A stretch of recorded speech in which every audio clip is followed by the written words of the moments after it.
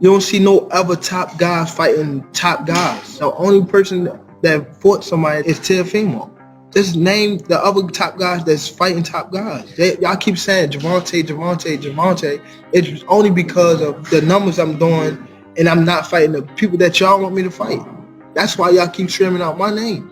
But don't just only put everything on me saying I'm not fighting top guys. Well, ladies and gentlemen, Gervonta Davis words out his own mouth. Tank Davis went on an interview and made it clear to not only acknowledge that he's not fighting the other top fighters, but to also make clear that he's not the only one that's not fighting the best competition. Gervonta Davis makes it clear that he's not fighting any of the top fighters, and the only one that has at the time was Teofimo Lopez. Now granted, this wasn't an recent interview when Gervonta Davis made that statement, but nonetheless Gervonta Davis is still one of the best fighters in the world at the time, and some people argue the best at 135 pounds, hence why he's acknowledging people telling him he needs to fight the other top fighters. Tank Davis knows that the people want him to fight the best. We want to see him fight Shakur Stevenson. We want to see him fight Devin Haney, and we want to see him fight Teofimo Lopez. And he knows that when he instead fights a guy like Hector Luis Garcia, who's a 130-pound fighter, myself and the rest of the boxing world who are real fans of the sport are disappointed. Only Gervonta Davis fans are fine with him avoiding fighting the best fighters to instead take on much easier opponents, because they are not real boxing fans, they are Gervonta Davis fans. So they don't mind him not fighting the other top guys.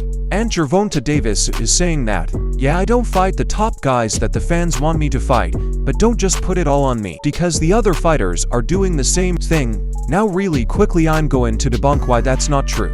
But first thing I want to ask Tank Davis is, why even bring up what other fighters are doing if you're supposed to be quote-unquote the one? If you're supposed to be the top guy in your division and you say things like all the other fighters are easy work. Haney, Kambosos, one of those folks, maybe Garcia. Kambosos was here, you just saw what he did in his fight. All them guys is easy work. They easy work, man. Easy work. I'm the top dog. All them guys is easy work, he said. So if all them dudes is really easy work, then why didn't you go and fight them and prove that you really are the best? Ever since he said that those fighters are easy work, he hasn't fought any of them yet, or any type of real competition for that matter. Since making that statement, Tank has fought Rolly Romero, a man who really lost his last fight to a 40-year-old man.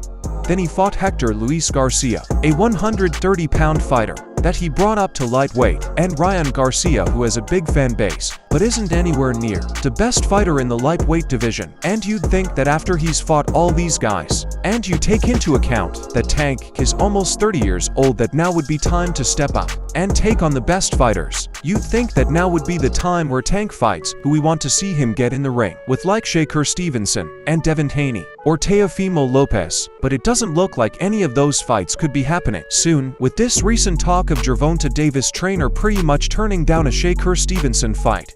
If he wants to stay away, he's like a rabbit, like he could stay away. Do the fans pay for that?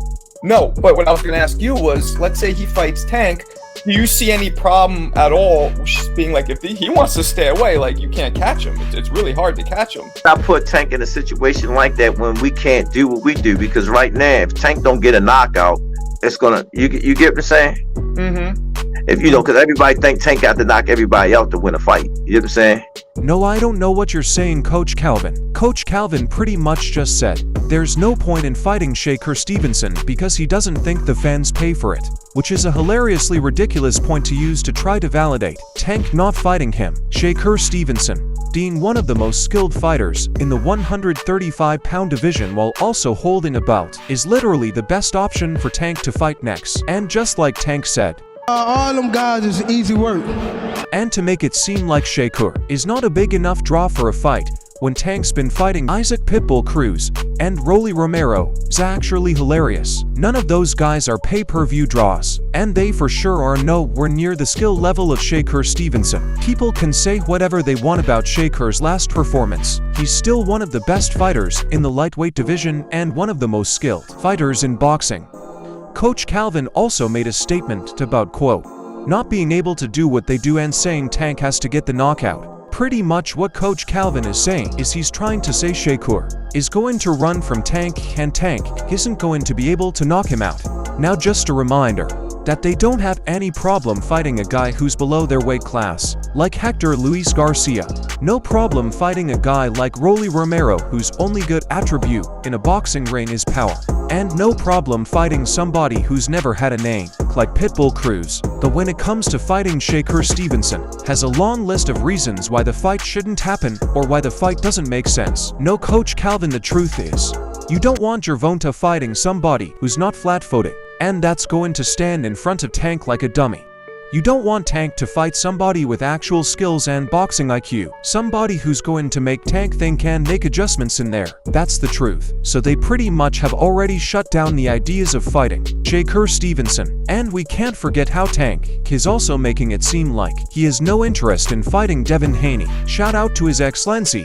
He's really trying to bring the glory back to boxing with making all these big fights happen. But we all seen how His Excellency was interested in making a fight happen in Saudi Arabia between Tank and Devin Haney. To then which Tank Davis would respond and say that the Saudis made him mad. Whatever the reason is of how they made him mad wasn't revealed, but he said that they made him mad. And in order for him to even consider taking a fight against Devin in Saudi Arabia, as if they sent him to Ferraris to his front door, which is really stupid because one, if Tank is supposed to be about big money fights, and he doesn't care about legacy, and knowing that the Saudis have plenty of money to make this super fight happen, you'd think that Tank would be interested in making this fight happen. And two, why in the world do they have to send you to Ferraris for you to consider negotiating one of the biggest fights in boxing today? Like, it's really just ridiculous. I always figured Tank as a guy who was just focused on making as much money as he can. I can understand if he doesn't want to fight for belts, but I thought if he was offered a big fight for the right amount of money then he would do that. But he gets an offer from His Excellency for a great payday, and he's not even interested in negotiating it.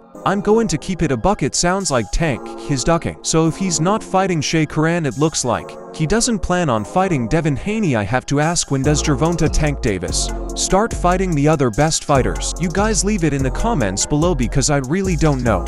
And I'll catch up with you guys in the next episode.